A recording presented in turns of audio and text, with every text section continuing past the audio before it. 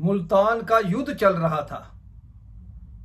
किले की रक्षा के लिए किले के अंदर मुजफ्फर खान अपनी सेना के साथ डटा हुआ था, जबकि शेरे पंजाब महाराजा रणजीत सिंह की फौजें किले के बाहर किले पर आक्रमण कर उसे जीतना चाहती थी। दोनों तरफ से तोपें आग उगल रही थी। किले के अंदर मुजफ्फर खान के पास 29 तोपें थी और वो लगातार गोले बरसा रही थी। किले के पास जाना आसान नहीं था। इधर महाराजा की फौज के पास एक बड़ी तोप थी जो दूर से ही गोला बरसा सकती थी और उसका निशाना एकदम सटीक था।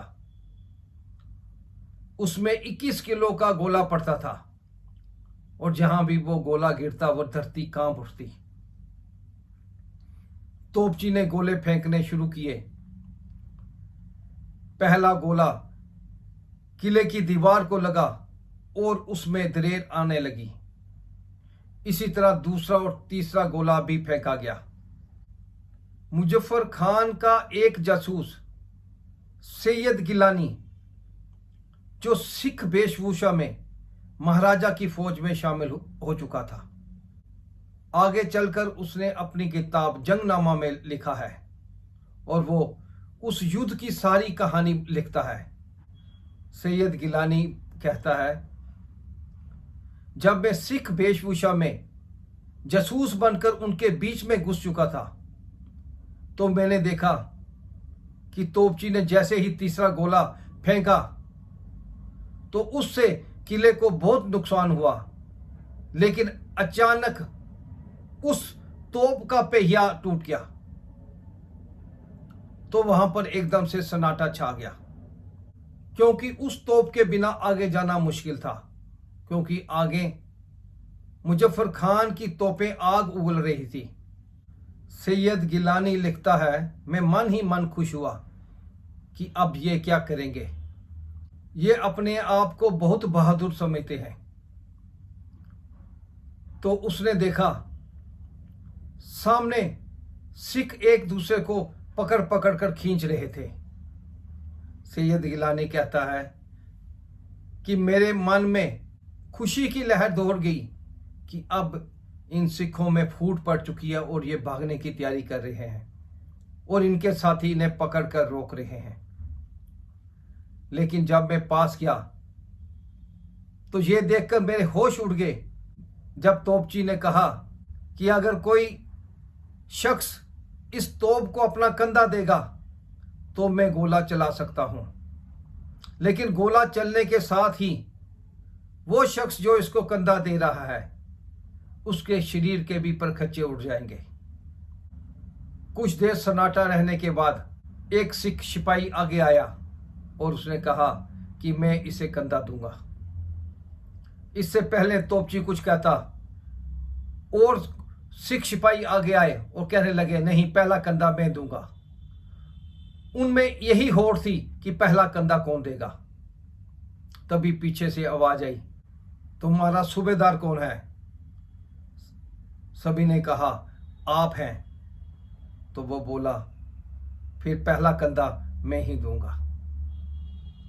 ये सैयद गिलानी सब देख रहा था और सैयद गिलानी लिखता है कि एक एक करके फौजी आगे आते गए, अपना कंधा देते गए और जैसे ही गोला चलता उनके शरीर के भी टुकड़े टुकड़े हो जाते।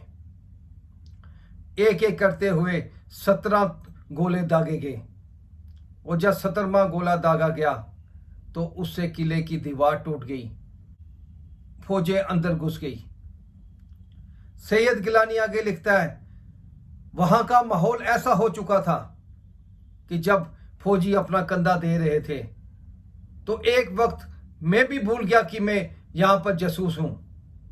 मुझे भी लगा कि मैं भी इनका सिपाही हूं और मेरा भी दिल अपना कंधा देने के लिए आगे बढ़ा, लेकिन तभी मेरे पांव रुके। मैंने सोचा, अगर आज मैं यहां पर शहीद हो गया तो इन सिखों की वीरता दुनिया को कौन बताएगा। मैंने इससे पहले किताबों में पढ़ा था, कहानियों में सुना था, लेकिन पहली बार देखा था कि सिख कौम कितनी बहादुर है। अपनी जान की भी परवाह नहीं करते। और फिर देखते देखते सिख फौज किले के अंदर घुस गई। अंदर घमासान युद्ध हुआ, जिसमें मुजफ्फर खान और उसके 2 बेटे मारे गए और 2 बेटों को गिरफ्तार कर महाराजा के सामने पेश किया गया।